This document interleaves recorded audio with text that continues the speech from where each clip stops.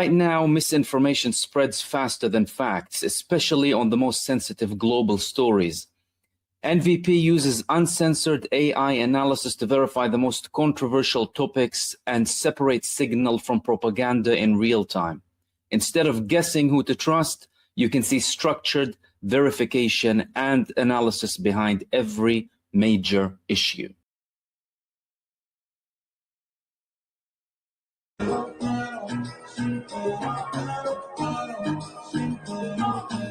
Ladies and gentlemen.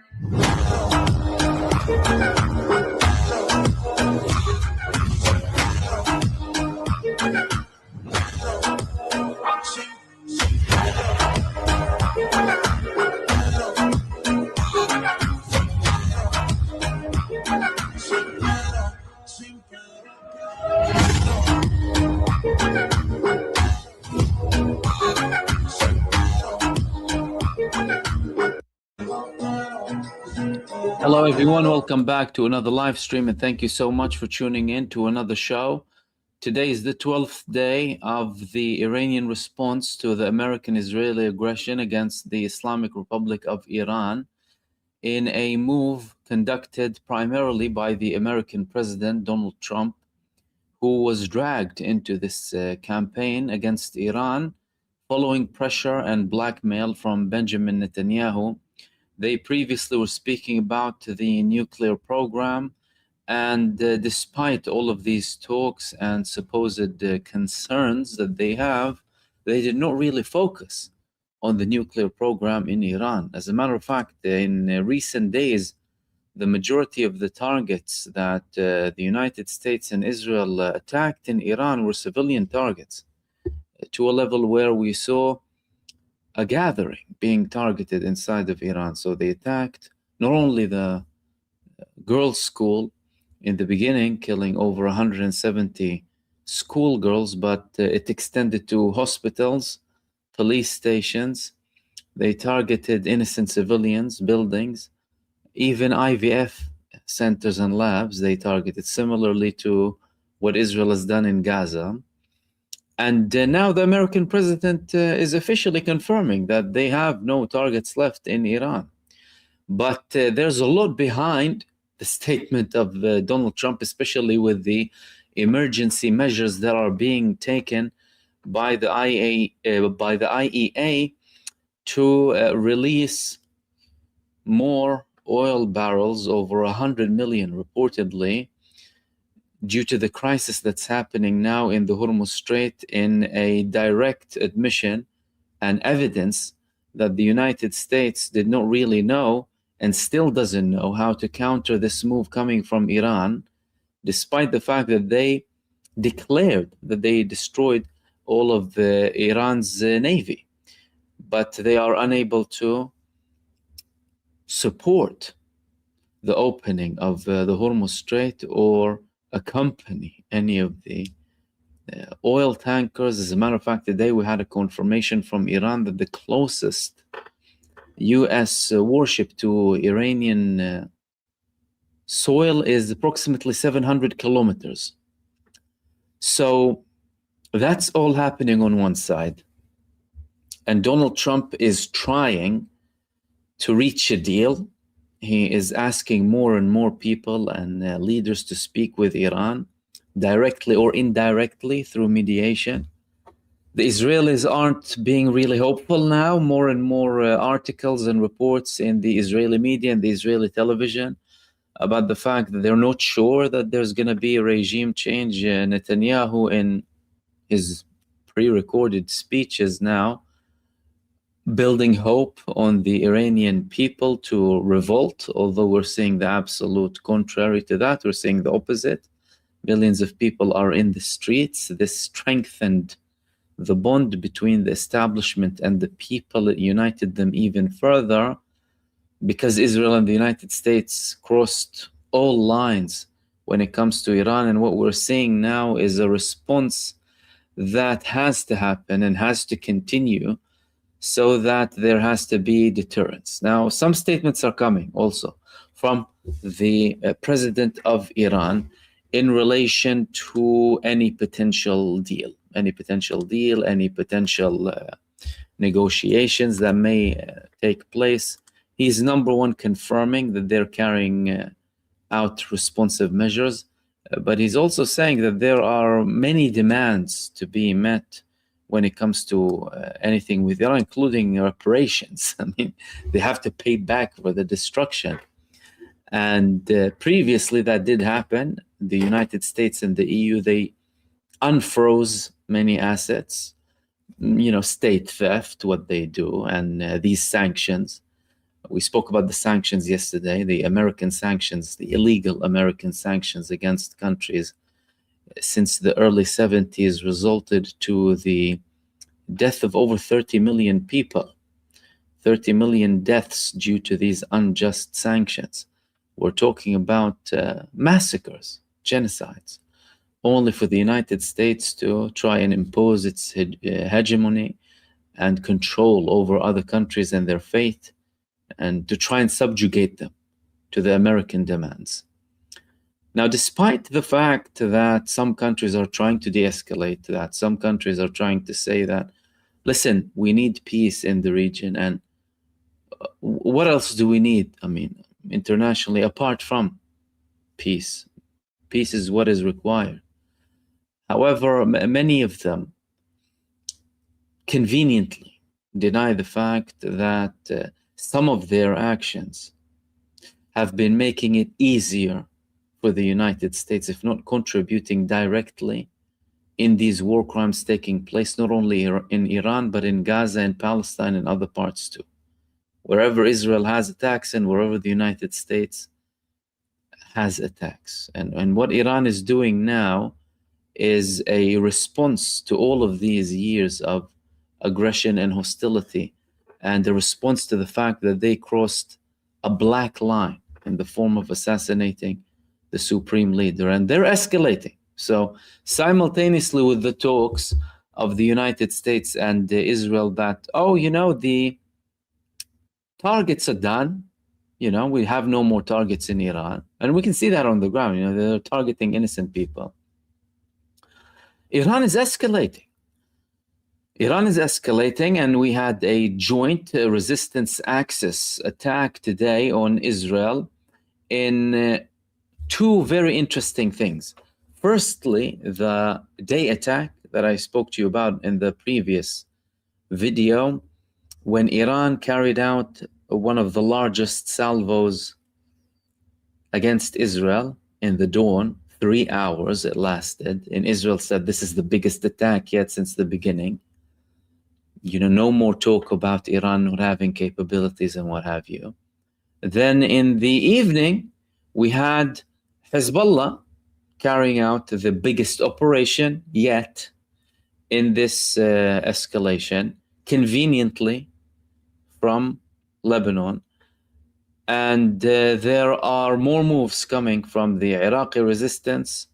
There are calculations taking place in Yemen too, because the Strait of Hormuz is closed now. Bab al-Mandeb is the next step. And of course, every move to do with participation, the level of participation, what's done, what's not done, is carefully calculated by each front and each country based on their needs, their study of the front, the suitability, and the impact that's going to take place.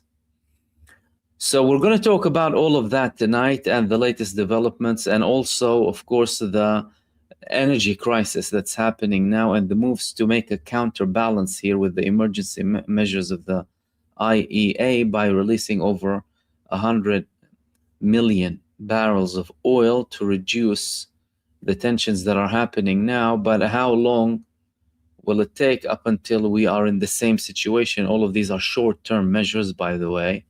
And today the spokesperson of the Khatam al-Anbiya HQ in Iran, in effect the spokesperson of the armed operations in Iran, mentioned that they need to wait. He reportedly mentioned that they need to wait for the oil barrel to rise up to $200 per barrel, doubling the price, although the United States is already facing severe problems and multiple countries are facing a lot of trouble now taking severe measures to try and reduce consumption and take measures to avoid further catastrophes. Now let's begin with the attacks today or this evening. Hezbollah launched, it was raining missiles. They activated all of Israel's air defense systems. And mind you, with the Hezbollah, their missiles, many of their operations, their missiles, are intended to exhaust the Iron Dome and Israel's air defenses. So if you see a barrage being launched by Hezbollah of short-range missiles, for example, non-heavy warhead missile, light missiles, and they have them in abundance. Hezbollah have been hoarding these missiles since the 80s. That is primarily to exhaust the air defenses of Israel and break the equation. And we can see a level of interception coming from Israel with these missiles because the system was intended to intercept these types of missiles, the shorter, lighter missiles that come either from Lebanon or from Gaza, short-range stuff. That's why we see them completely inactive with the heavier missiles. And in many cases, they also fail, of course, with the smaller missiles from Hezbollah. But today they carried out a strike jointly with Iran that simultaneously carried out strikes against Israel and landed multiple heavy ballistic missiles. And they had other operations in the sea. There was a recent confirmation coming from Iran that they targeted the Fifth Fleet, not the HQ, the Fifth Fleet itself, when it was in the sea. So they did not elaborate where it was, how the targeting was, but there was that report coming up, which indicates that they are chasing them even as they are going further away from the region. And again, all of that completely debunks the statements that are coming from Donald Trump about Iran's capabilities. And of course, in Israel as well, they're saying that they completely misjudged Hezbollah. They did not really assess things correctly. And many people are quoting Netanyahu's statements from over a year ago that Hezbollah is broken. We took them back decades. They are no longer capable of conducting any attacks against Israel. This was one of the videos that was released of Hezbollah's attacks. يا ساتر يا ساتر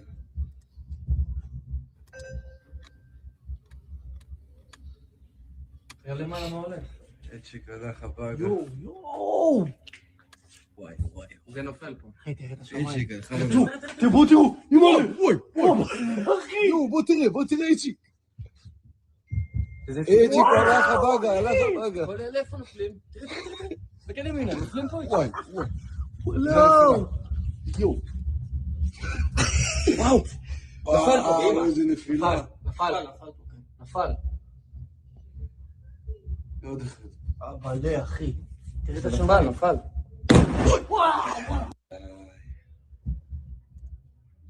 يا ساتر يا ساتر. So that was the attack that came from Hezbollah, and simultaneously with it, Iran was launching its heavy ballistic missiles against the Genocide state.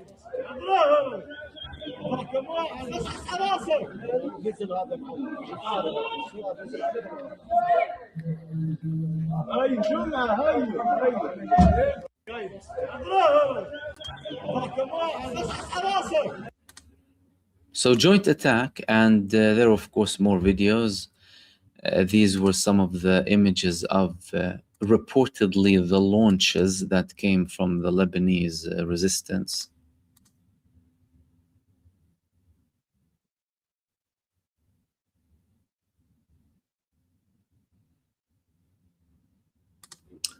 And there were also some videos of some of the damage that took place in Israel.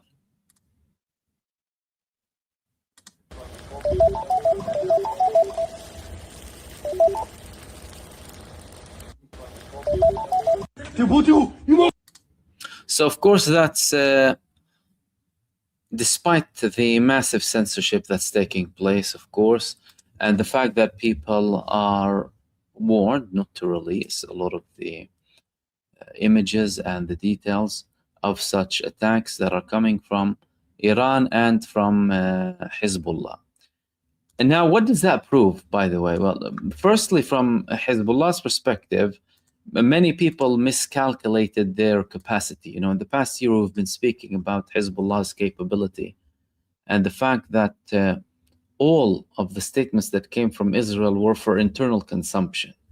And the evidence for that was the fact that they launched their biggest ever attack on Israel on the final day before the ceasefire took effect, when they launched approximately, according to some reports, over 350, according to others, 500 missiles and projectiles against Israel. That was in the final day. So 100, from their perspective, is light. That's not even something very big. But from this escalation, it is the biggest number so far, and also an indication of their capacity to conveniently launch missiles from multiple parts of Lebanon without any problems whatsoever, without trouble, without Israeli interception. There were no reports even of Israel targeting the launchers in Lebanon, and Hezbollah also released a video today of one of their operations that took place 2 days ago, when they targeted a base of Israel next to the Tel Aviv area, as we can see in this video over here.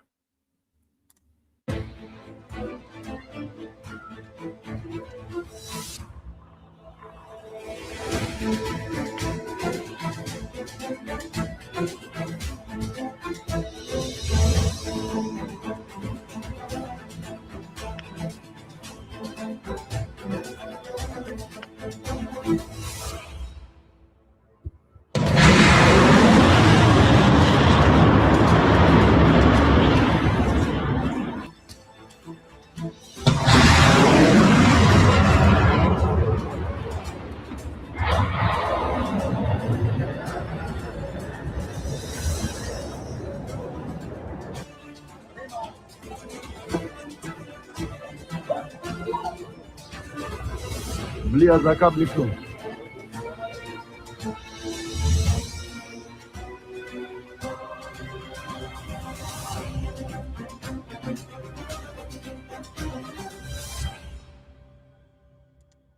So that was the attack from Hezbollah, and we can see the landing there in that base. And the people were saying that there were no warning signs or anything, no sirens, no alarms, no nothing, no interception, which clearly indicates that the actual targets of the Lebanese resistance are hit. Whereas if they actually want to exhaust the Israeli military air defense systems, they will launch salvos of their lighter missiles to prepare for the bigger attacks coming from either them or from Iran.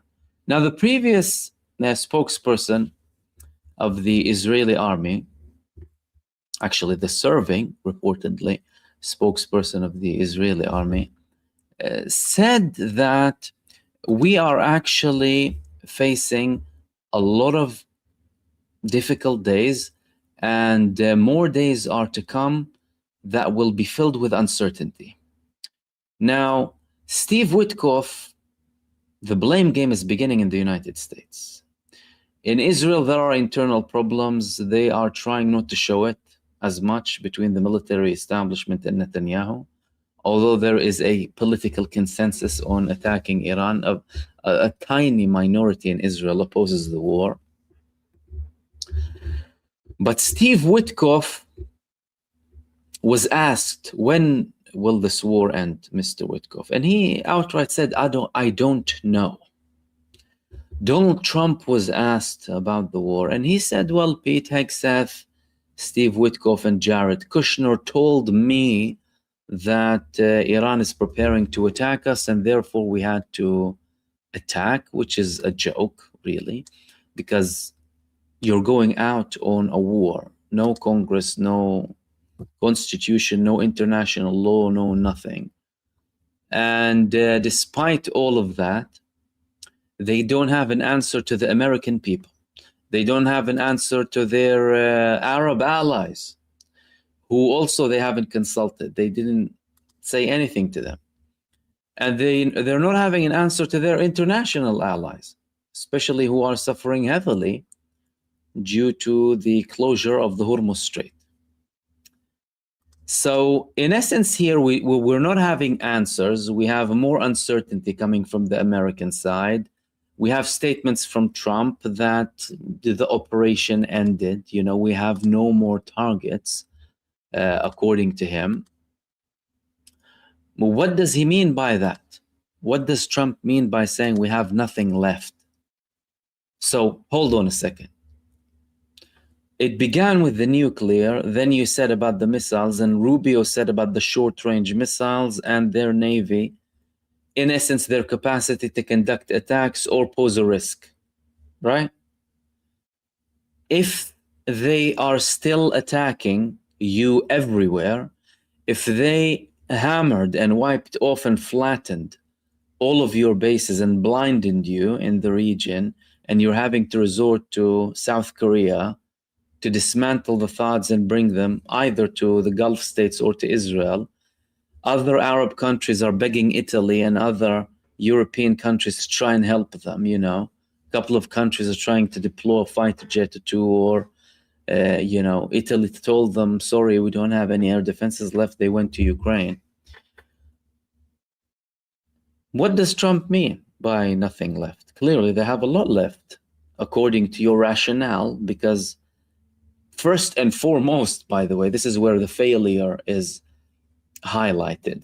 First and foremost, you haven't even touched the capability of the establishment. So it was a regime change, right? We're going to change the regime and the Ayatollah regime. And then they started saying that we don't mind if we have a religious clergy there, so long as they're fair to Israel and the US. Then now he's saying there's nothing left. Excuse me, nothing left. The establishment is stronger than ever.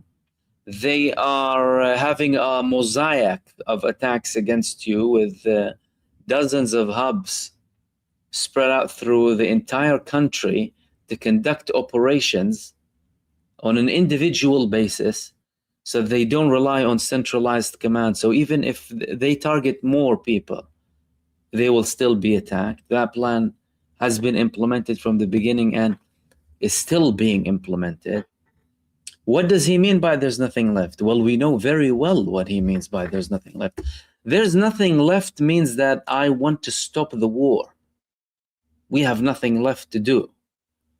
And he'll come up with any old nonsense to the American people and to the world, like we completely destroyed their capabilities. Like he said, we destroyed their nuclear program back in June 2025, and yet he still continued to speak with them about a nuclear deal.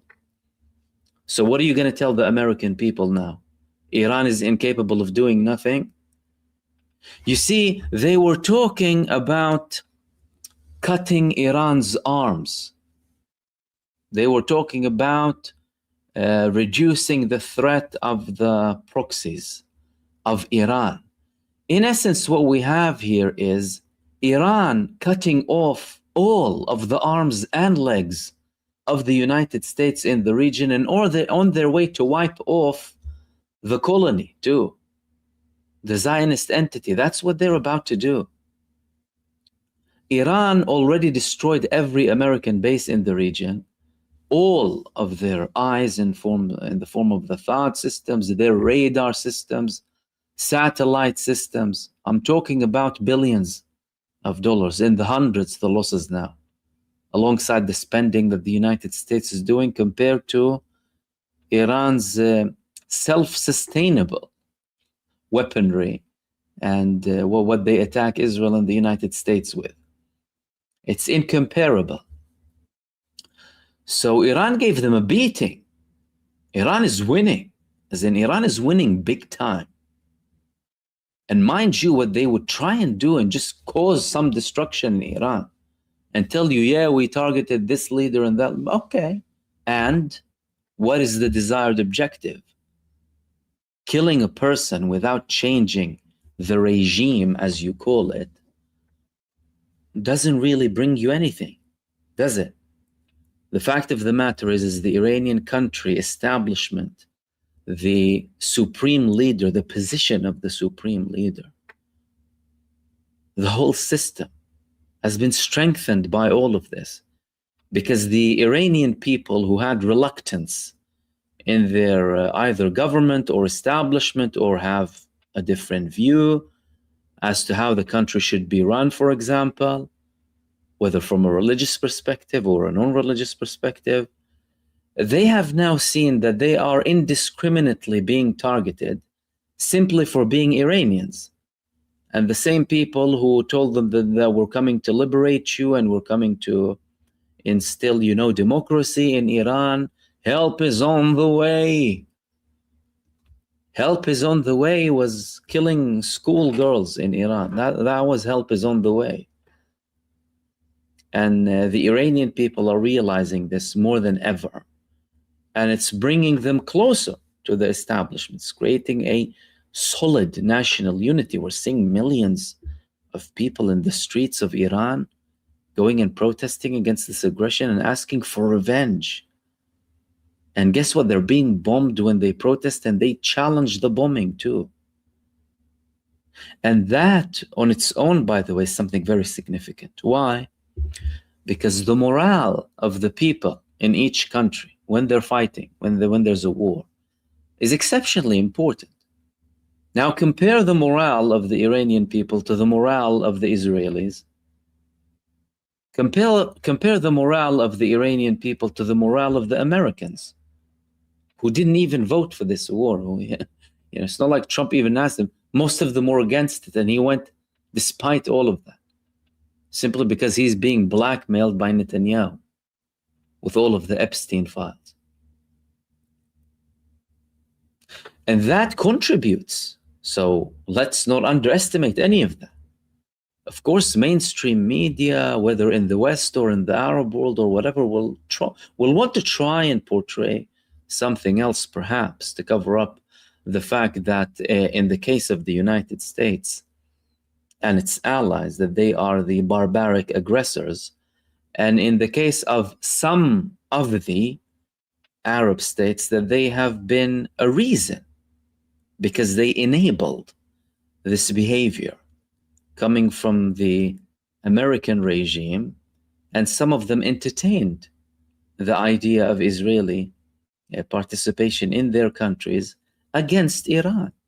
All of it was targeting Iran. Yet the United States has the audacity to come and complain. Firstly, they have a planted apartheid entity in the heart of Palestine. Then they plant dozens of bases surrounding Iran, and then they'll tell you, why is Iran being so hostile towards us? Well, maybe because you've surrounded them with bases and you constantly threaten them. Maybe it's because you kill their leaders. Perhaps it's because you just happen to occupy and kill millions of people around them. Maybe that could be the reason. The truth of the matter is the United States, however, wants a way out, likewise with the Israeli side. There's heaps of arrogance, but Trump is, signaling with these statements and hints. We have no targets left. The other day he said the operation is almost done. Nothing is almost done. You have achieved zero, anything in Iran apart from strengthening it, by the way. So what they have achieved with this aggression against Iran is make it stronger, make it unbeatable, make it more popular. More people love Iran. More Americans support Iran than ever. More people in the West support Iran now, and some of them are even surprised by the fact that they do, because they realize the score. They realize that they were the aggressors, and it's basic logic to support Iran in what's happening now, because they are defending themselves. That was actually one of the videos of a US veteran that she published on social media. 20 years ago, I participated in a war on terror. And today, I'm having to come to terms with the realization that I was the terrorist. That's the sentiment amongst US veterans and serving people of the armed forces of the United States. That's why they're sabotaging as much as possible so that they don't actually go to another war with Iran by the same president who promised them that he will not take them. And now he's conveniently deflecting. I mean, listen to Trump. The situation was very quickly approaching the point of no return, and the United States found it intolerable, in my opinion, based on what Steve and Jared and Pete and others were telling me, Marco, so involved, that I thought that they were going to attack us. I thought they would, if we didn't do this at the time we did it, I think they had in mind to attack us. And the situation. So Pete and Marco and Jared and Co told me that they're about to attack us, and I thought they were about to attack us. Oh, how amazing is that? Lead everything into total destruction and kill innocent civilians because a couple of brain-dead, twisted Zionists told you they're about to attack us. But ignore the reports that are coming from the whole security establishment, the CIA, intelligence, even generals in your army telling you that they're actually not posing a threat and they're not looking to have nuclear bombs, and they're deflecting. They plant an Iranian flag under a t-shirt of a guy amongst the dozens who constantly commit murders in the United States, you know. America is like the Wild West, you know. Every day you have mass killings, mass shootings in the streets, in schools, and what have you. And now the FBI is saying that Iran is planning an attack in California. Wow. Really? Iran is planning an attack in California. The only thing that Iran wants and the whole world wants is for you to remove your evil from their territories, and that's it. Live in your own land, enjoy yourself, do not interfere with what we do. That's what they're saying. Now, there was a recent elaboration coming from the spokesperson of the Khatam al-Anbiya HQ in Iran about the recent developments that are taking place now. And he mentioned a couple of interesting things in that regard to do with the developments on the ground and the attacks. Said the American and Zionist enemies, due to their successive barbaric and arrogant defeats, have reached a state of moral collapse, and their political leaders have begun to rant, according to him. Trump and the Zionist child killer leaders and Mossad agents, we have repeatedly warned that you are the ones who start the war, but we, the armed forces of the Islamic Republic in Iran, will determine the end. Since we hold the initiative in the Strait of Hormuz, we have no need to close it, he said. The closure of the strait is due to the circumstances imposed by the Americans and the Zionists on the countries of the region. We strongly affirm that we will not allow a single liter of oil to pass through the Strait of Hormuz for the benefit of America, Zionism, and their partners. Any ship or carrier operating on behalf of America, the Zionist entity, and their partners will be a legitimate target for us. The strategy of hiding behind the neighboring countries of Islamic Iran and the Muslims in West Asia region and other areas has ended.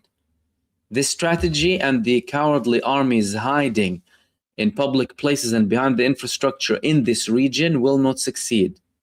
your army will escape the predicament it has created for itself, or will not. Your vital centers and military bases will be targeted one after the other and will burn in the fires you ignited. The blood of our martyred leader and great commander will, of course, ignite this fire in us. We affirm that the policy of deterrence through the strikes has begun, and we have started a policy of successive strikes.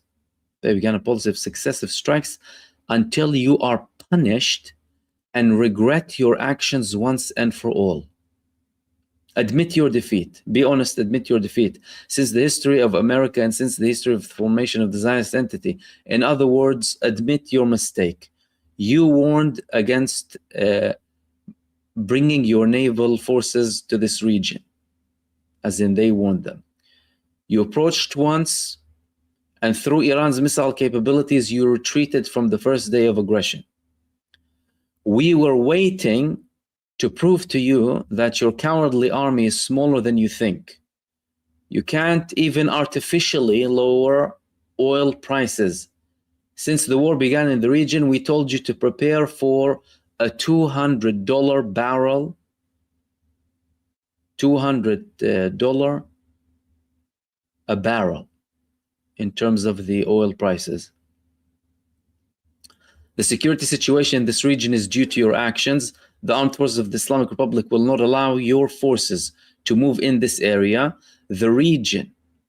And we will take greater force with our financial might, and we will take revenge for the pure blood of our leader, our children, women, our people, and the innocents who were killed.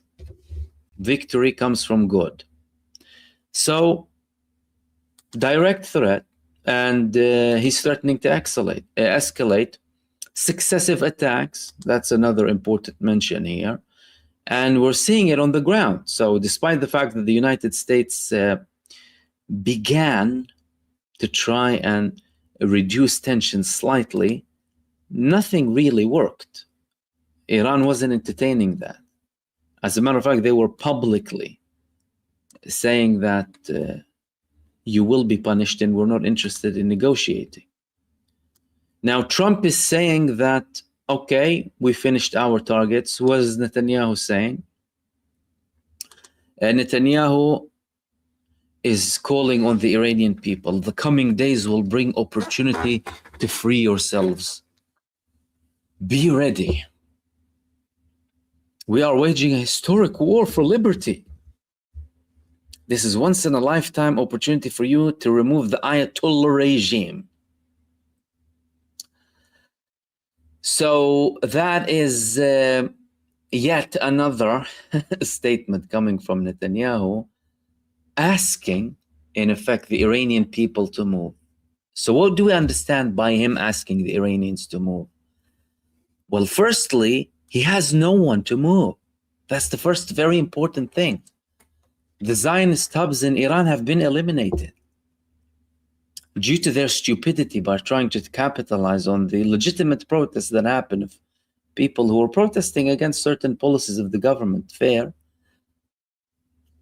They tried to capitalize, sent their Mossad rats, confirmed that the Mossad rats are there.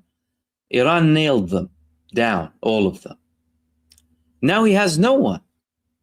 So that's number one. Number two, it proves that he doesn't have a solid plan on the ground.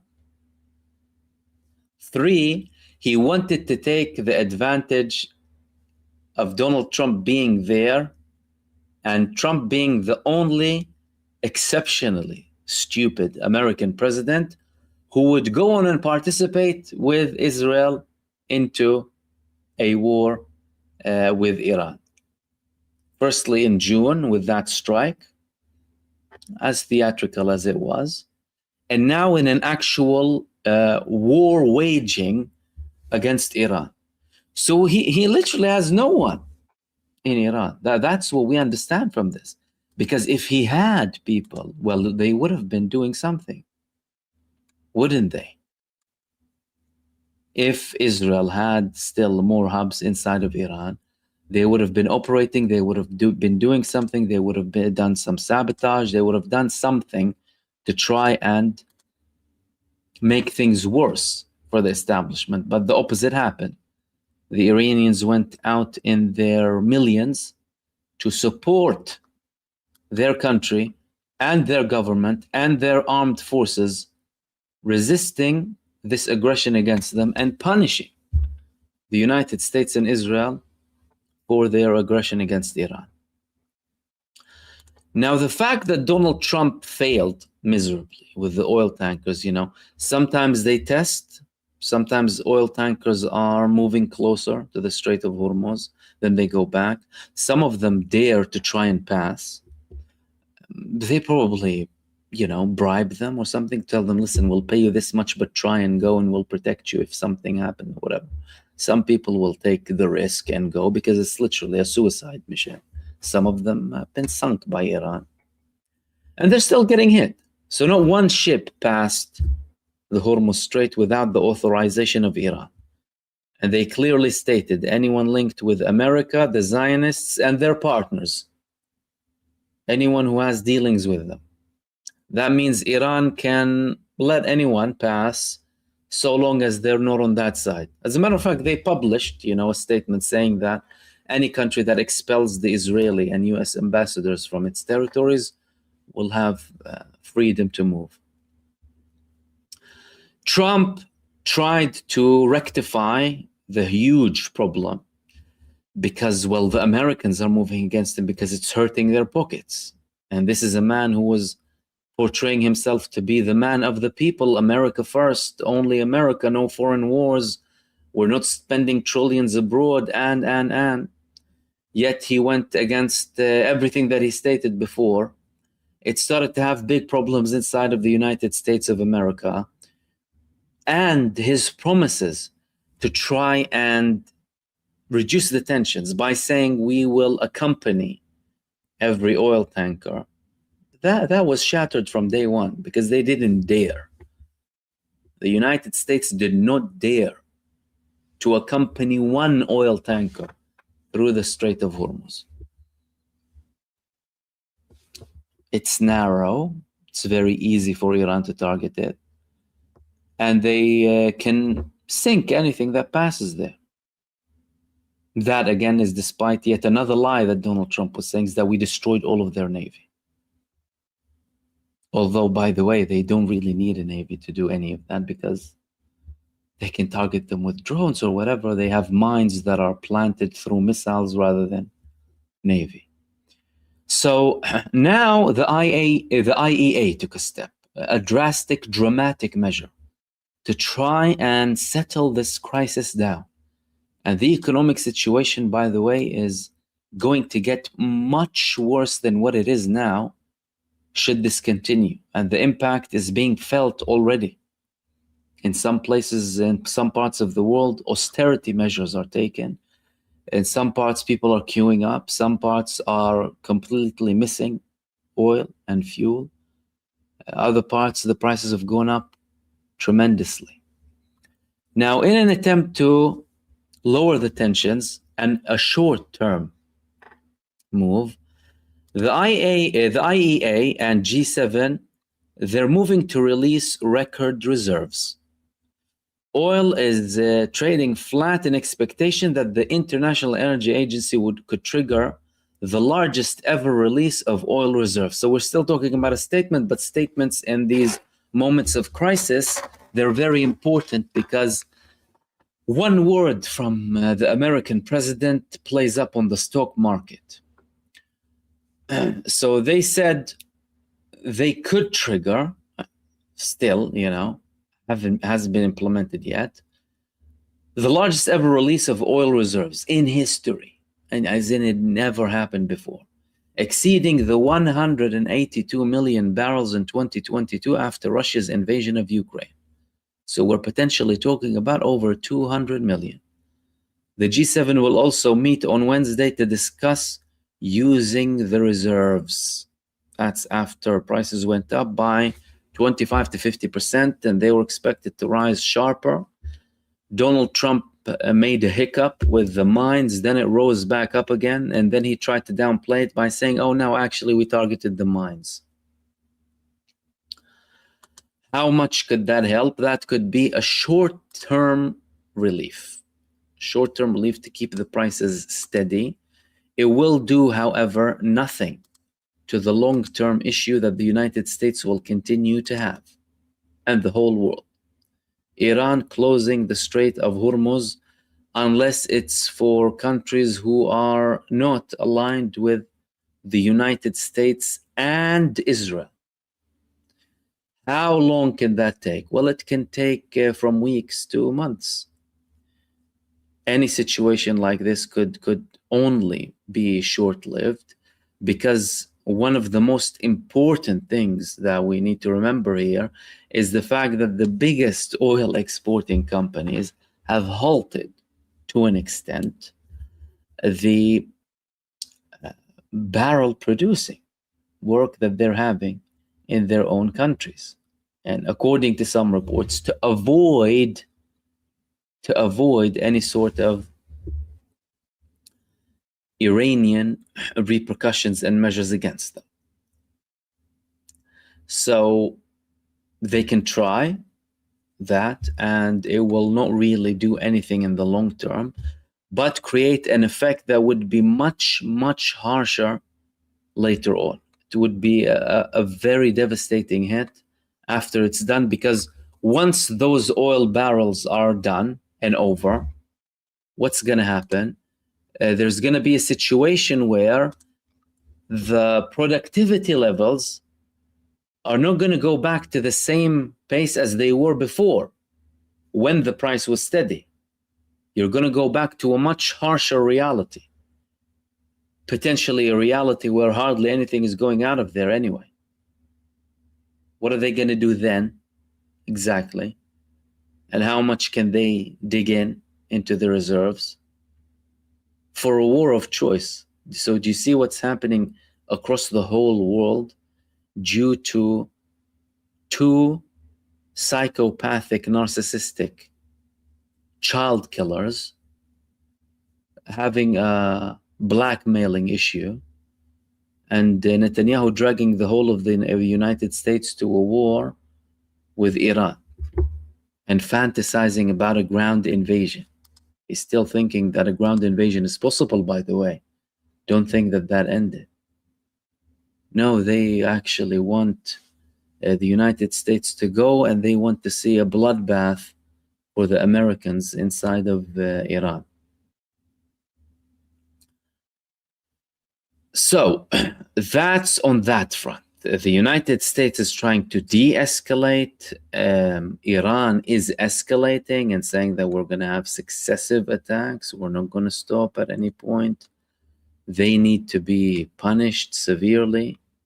All of that is very important.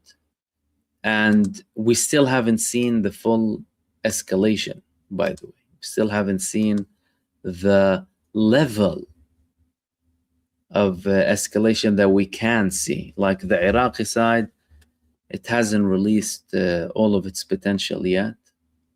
They sent a warning to the Syrian authorities just in case they even think of targeting Hezbollah, because there were some threats coming out from the Syrian authorities towards Hezbollah because of supposed breaches across the border. So Israel occupies their territories, invades and roams freely in Syria, and they actually destroyed the Syrian army. They bombed the Ministry of Defense of the new establishment there, and they're saying that, oh no, there are breaches from the Lebanese side. So now they're getting a warning also from neighboring countries, which is in essence intended to deter anyone from thinking of crossing any line with the resistance, whether it's for the sake of Israel or the United States or anyone else.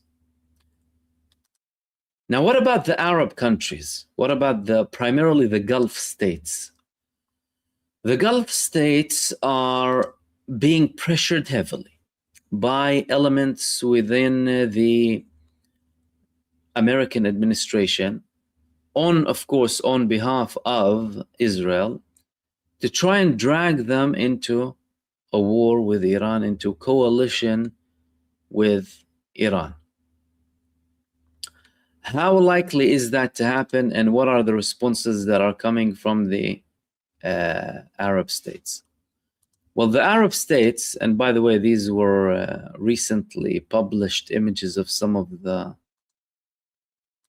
oil tankers on fire, one of them that tried to actually cross the Strait of Hormuz, and Iran targeted it. What are the Arab states going to do? The Arab states are telling the American side that we're not going to fight your war.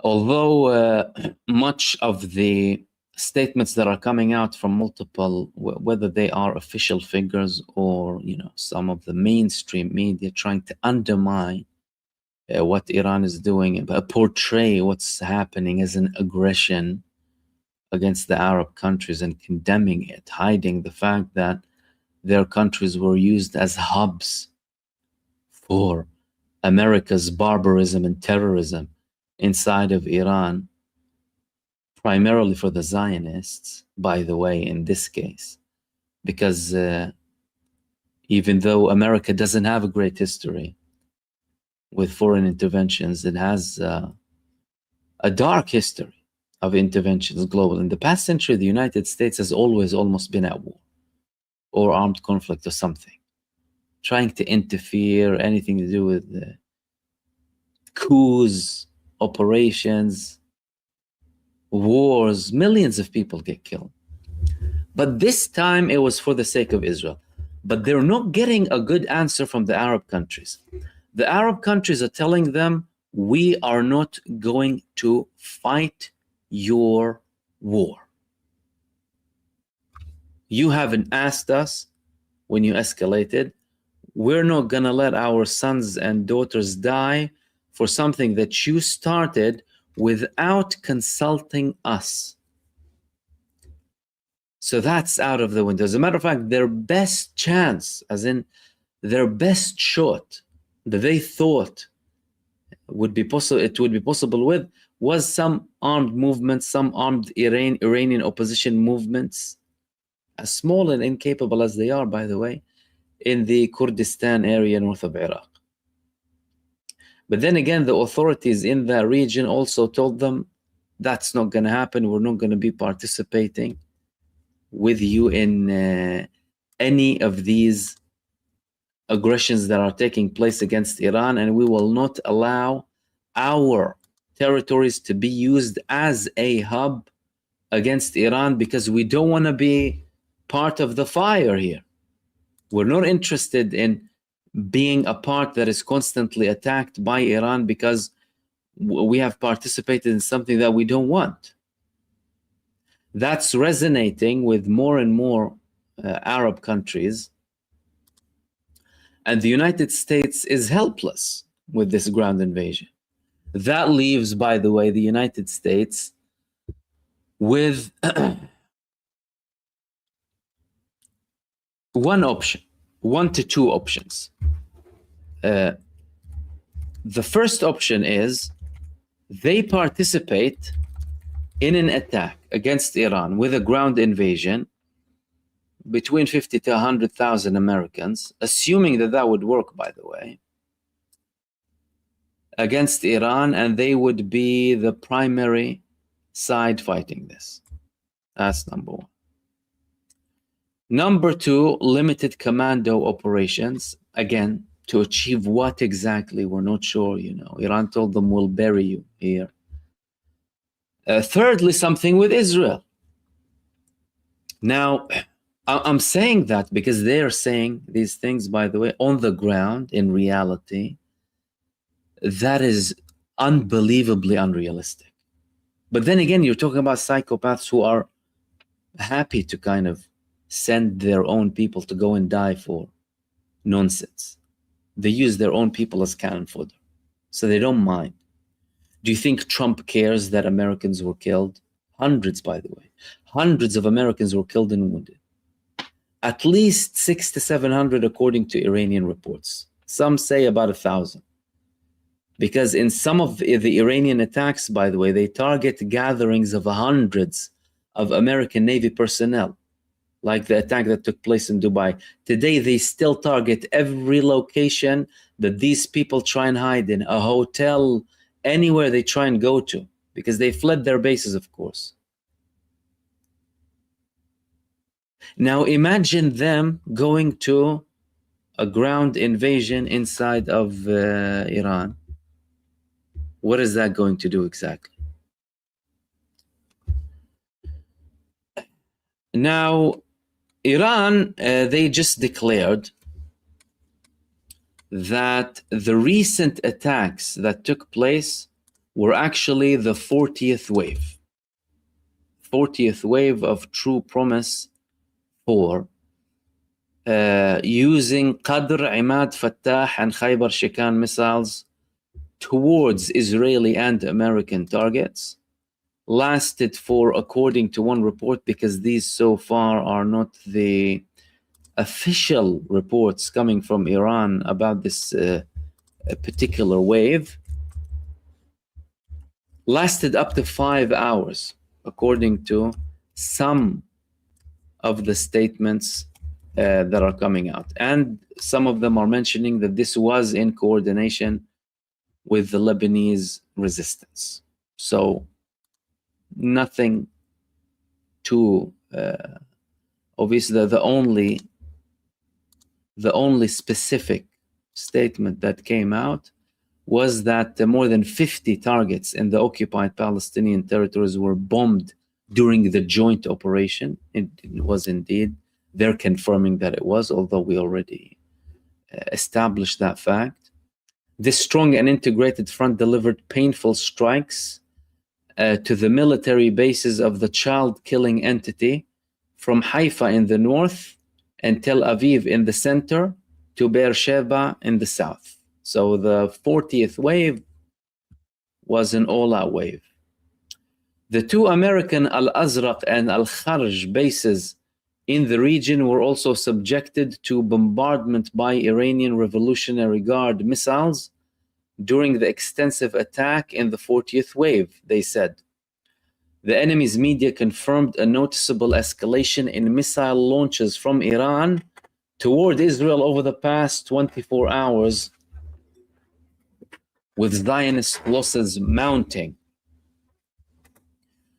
The continuation of the deadly strikes and the relentless blare of air raid sirens, along with the occupiers being trapped in shelters for long periods, is the most prominent achievement for Trump and Netanyahu in this war.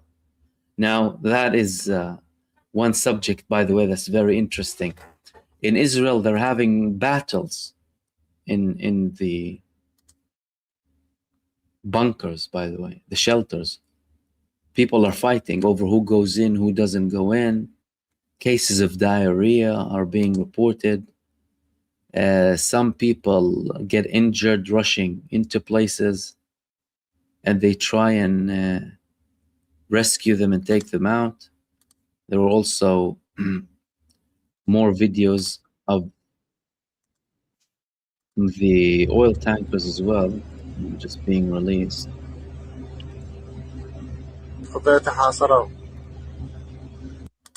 So that was one of the oil tankers that Trump told, go, you'll be protected. Go past the Hormuz Strait, you will be protected, we'll protect you, we'll help you, and don't worry about anything. And the American Navy will accompany the oil tankers. That's what happened to them. So in essence now, the American side is trying to reach a deal. The Israeli side is trying to say that, you know, the Americans might end this operation earlier than expected. Now, mind you, 12 days, that shows you how much the United States can go on for with Israel. That is the time frame. They think that shock and awe can work now. Although they were warned, by the way. They were run by military experts who study these things for all of their life. The American administration was told the shock and awe thing will not be working whatsoever. It's not going to happen. Yet, of course, Netanyahu still managed to drag Donald Trump into this campaign of aggression against Iran. And he thinks that he can get away with it this time the same way that they got away with it in June 2025. When really and truly, they are not realizing the extent of trouble that they've put themselves in following this aggression. They thought Iran would just kneel down, a new leader will come and say, oh no, please actually don't attack us. Let's talk. We will be friends with you. We're not going to attack anything. No, Iran told them we have a mission to conduct, a mission of punishment and making you regret. They clearly haven't finished. And now we're seeing the damage. But Iran probably wants to inflict, and is very likely to want to inflict, more damage because of the level of barbarism and disgusting attacks and crimes that are being conducted by the United States and Israel. I mean, the world is sick of them, to be honest with you. The world has just had enough. 2.5 years of full throttle genocide by Israel, supported by the United States fully. Many Western governments participated in it fully, suppressing any sort of criticism to all of this. And now what do? They start to escalate. And what does this prove, by the way? You remember one of the first videos that I posted after the genocide began? I said that if people justify the act of genocide against any people, so you don't care, oh yeah, it's fine, oh no, it's not a genocide, you're justifying the act. And now that's being implemented. So they thought we can get away with it. We can slaughter infants in Gaza, we can kill over 70,000 people, we can bomb hospitals, we can kill pregnant women, we can bomb IVF labs, we can starve people to death, we can freeze infants to death, we can kill over 1,000 newborns. And the world will accept it because, well, they wouldn't talk about it anyway. If they protest, we'll shut their mouth and we can copy and paste it wherever we want. That's what happened. And that's why they're doing these same measures in the United States of America. The Epstein regime is killing American people.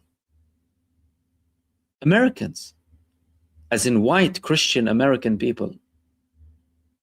And once they kill them, they'll tell you, oh, they were a domestic terrorist because they were protesting against an IDF-trained force going there to intimidate people, to try and appeal to the dumbhead base of Donald Trump. We're targeting aliens and illegal immigrants. They forgot who the first illegal immigrant was. Christopher Columbus. Who are the natives of America? Get out of your movie. Do you know what I mean? But he was trying to appeal to them by going and targeting these people and calling them aliens and, foreign immigration and what have you. And simultaneously, he'll go and wage war against Venezuela. And they're stuck in such a huge contradiction, these people. It's like, shows you the low levels of IQ. My goodness, like nothing is functional up there. What is it full of, your head? They'll go and start wars or be blind, pretend to be willfully blind about what's happening, not criticize Israel and what have you, participate in aggressions globally, and start criticizing immigration waves.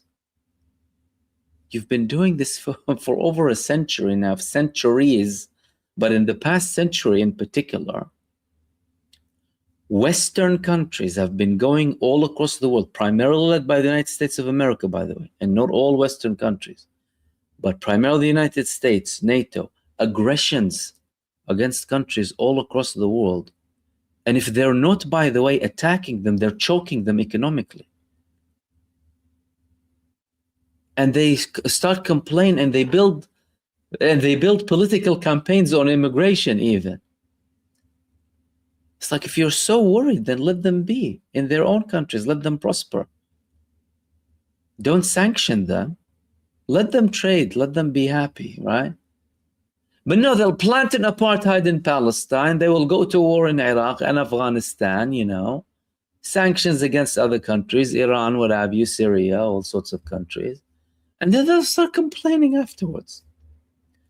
And if an American goes, if a white Christian American goes and protests against these moves coming from the Epstein regime, against the IDF-trained ICE, they'll kill him. They'll shoot him in the head, and they'll call him a domestic terrorist. Where's the logic in that? And the worst thing for Trump now, by the way, is the fact that this is affecting his prospects for the midterm massively. And there are reports in Iran that they want to drag this because several elements within Iran, non-official so far, said that this regime in the United States is not something they will be speaking.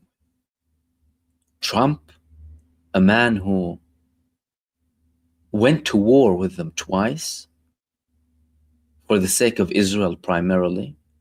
It was nothing to do with America, by the way. It was nothing to do with the United States of America whatsoever. It was everything to do with Israel. Because think about it clearly, the United States had an agreement. It had the JCPOA, and it was fine. EU countries were participating. Trump, out of his own accord, without providing any substance, unilaterally withdrew following requests from Israel because he was funded and supported by the Zionist lobby, even in the beginning of his first term, by the way. Well, some people were ignorant to that fact in America. But they realize the game now. So how are they going to talk to him? In essence, you see, that's the logic here now.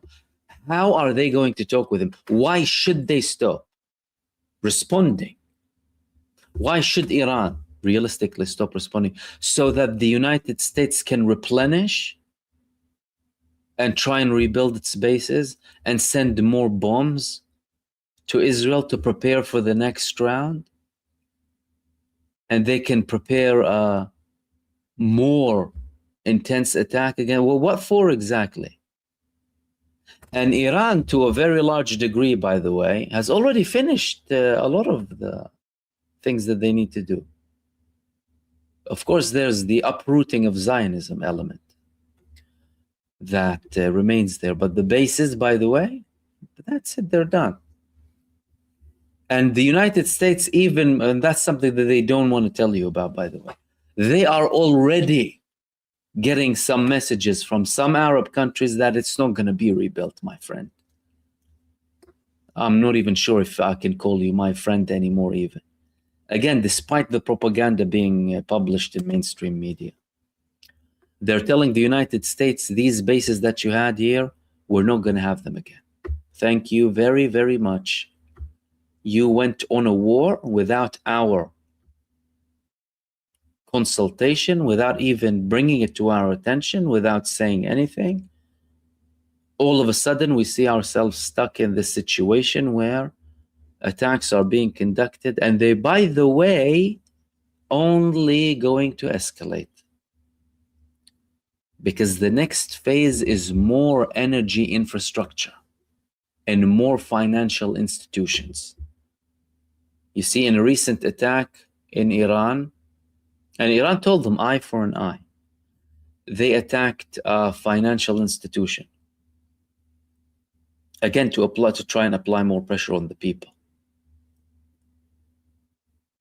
Desalination plant. What is there in a desalination plant? Such an Israeli move, so that people can't drink. It was providing drinking water and water to use for hygiene and anything for over 30 villages in Iran. They went and carried out a strike against it. And the missile that was used from Bahrain. And that was after the initiative of the Iranian president to tell the neighboring countries, if no attacks are conducted, no operations are conducted from your locations against us, we won't attack. What does the United States do? They attack them from that hub. So now Iran told them, after this eye for an eye thing, that the next phase is the financial institutions. And we're already at the beginning. If they want to show them that oil prices will reach $200 US, and Trump managed to convince the IEA to release whether 2 or 3 or 400 million barrels, imagine how much of that will be consumed and the catastrophe that will lie ahead. And Iran has a very long breath, unlike Israel and the United States. They can't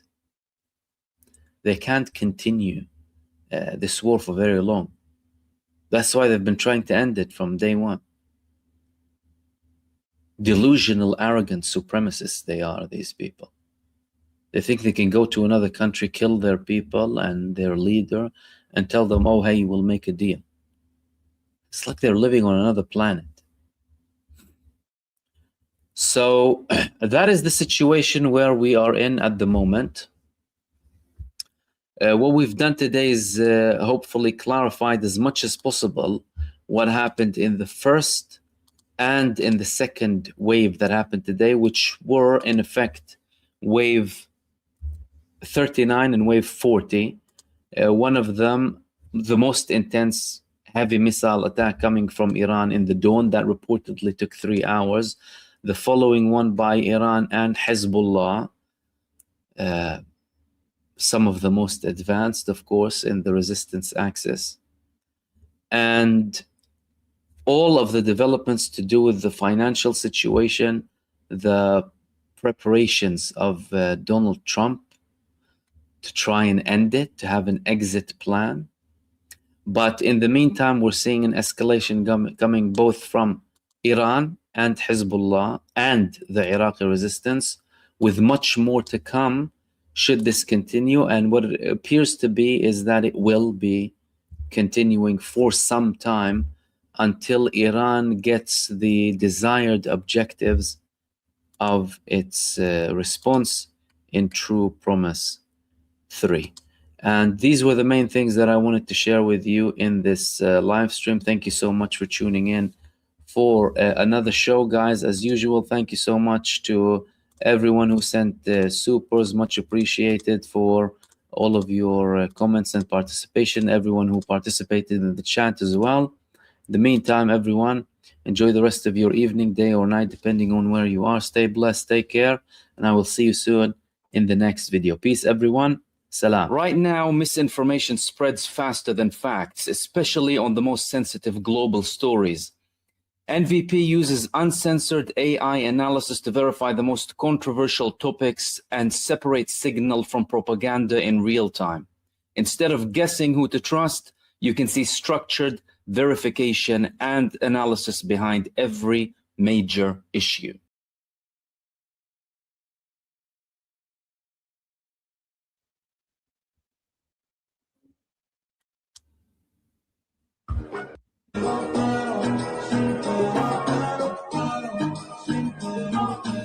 Ladies and gentlemen.